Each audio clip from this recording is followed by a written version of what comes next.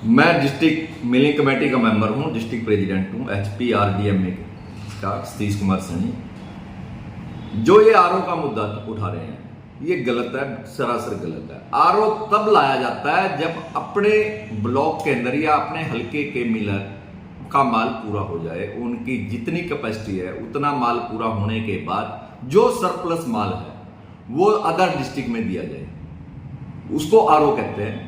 अभी हमारे पेवा के अंदर लगभग 10 नए मिल लग चुके हैं और पेवा में जो पैडी आनी है वो लगभग 22 लाख क्विंटल पैडी है और जो मिल गवर्नमेंट का काम करते हैं वो लगभग 58 मिल गवर्नमेंट का काम कर रहे हैं और एक मिल की कैपेसिटी 50,000, 40,000, 70,000 तक हर मिल की अलग अलग कैपेसिटी है। जो लीज के राइस मिल है वो 40,000 तक गवर्नमेंट उनको पैडी धान CMR के लिए देती है और जिसका ऑनर मिला है उसको 60 से 70,000 क्विंटल धान CMR के लिए मिलता है। पेवा के अंदर सिर्फ 22 लाख क्विंटल पैडी आनी है जो कि अपने मिलों का भी कोटा पूरा नहीं करती और DC साहब की नॉलेज में ये बात पहले से पता है और प्रशासन, लोकल प्रशासन को भी ये पता है कि अगर पेवा का मिल खाली रहेगा और अंबाड़ा के मिल को जीरी दी जाएगी तो धान का जो कैरेज पड़ेगा वो गवर्नमेंट पे पड़ेगा,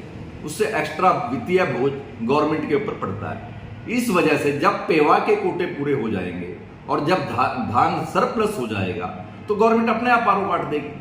अभी तो 10% भी धान मंडी में नहीं आया तो आरओ का मुद्दा अभी से कहां से शुरू हो गया? नहीं, वो हमारी सरकार लगातार किसानों के हितैषी सरकार है, किसानों के लिए ही काम करती है ये सरकार। चाहे MSP का मुद्दा हो या किसानों का कोई भी मुद्दा हो, पूरे भारत में MSP सबसे ज्यादा अगर किसी को मिलता है तो हरियाणा सरकार देती है। सबसे ज्यादा फसलें अगर बिकती हैं तो हरियाणा में बिकती है। आज भी पैडी गवर्नमेंट की पॉलिसी के अनुसार 17 मॉइस्चर की पैडी मंडी में आनी चाहिए, लेकिन पेवा में या अदर हरियाणा में, पूरे हरियाणा में 22-23 मॉइस्चर की जीरी जो मंडियों में आ रही है। पंजाब में 17 मॉइस्चर से ज्यादा की जीरी मंडी में नहीं घुस सकती। जो ये मुद्दा उठाते हैं वो पंजाब में क्यों नहीं जाते कि 17 मॉइस्चर से ऊपर की जीरी मंडी में भी घुसने नहीं देती सरकार। हरियाणा में 22 मॉइस्चर की पैडी, 25 मॉइस्चर की पैडी भी गवर्नमेंट रेटों पर बिक रही है। तो हरियाणा सरकार हमेशा से सरकार किसान हितैषी सरकार रही है और किसानों के लिए ही काम करती है।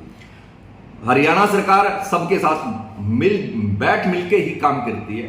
हरियाणा सरकार ने बोनस राइस मिलर को दिया ताकि राइस मिल इंडस्ट्री चलती रहे, क्योंकि राइस मिल इंडस्ट्री में लॉस बहुत पड़ते रहे थे पीछे। तो 15 रुपए बोनस भी हरियाणा सरकार देती है। पंजाब में कोई बोनस नहीं मिलता, अदर स्टेट में कोई बोनस नहीं देता। चीजें हरियाणा सरकार कर रही है, लेकिन कुछ लोगों को अपनी स्वार्थ के अनुसार, मीडिया में बने रहने के अनुसार बयान देने होते हैं, वो बयान दे देते हैं। हरियाणा से प्रदेश कार्यकारिणी का सदस्य हूं, जो बीजेपी की प्रदेश कार्यकारिणी है उसका मैं सदस्य हूं। हरियाणा में किसान खुश है, किस लिए आंदोलन किया जाएगा? एक एक दाना धान का मंडी में आने के 24 घंटे के अंदर बिक रहा है, उठ रहा है, राइस मिलों में जा रहा है, तो आंदोलन किस लिए करना है? आंदोलन का मतलब है कि किसानों का धान ना बिके या किसानों का नुकसान किया जाए। आंदोलन का मतलब तो ये होता है। लेकिन हरियाणा का कोई भी किसान दुखी नहीं है, आज बड़ा खुश है। उनकी आवक भी 40 से 45 क्विंटल तक की उनकी धान एक एकड़ में निकल रही है। जो मुद्दा इन लोगों को उठाने चाहिए वो नहीं उठाते।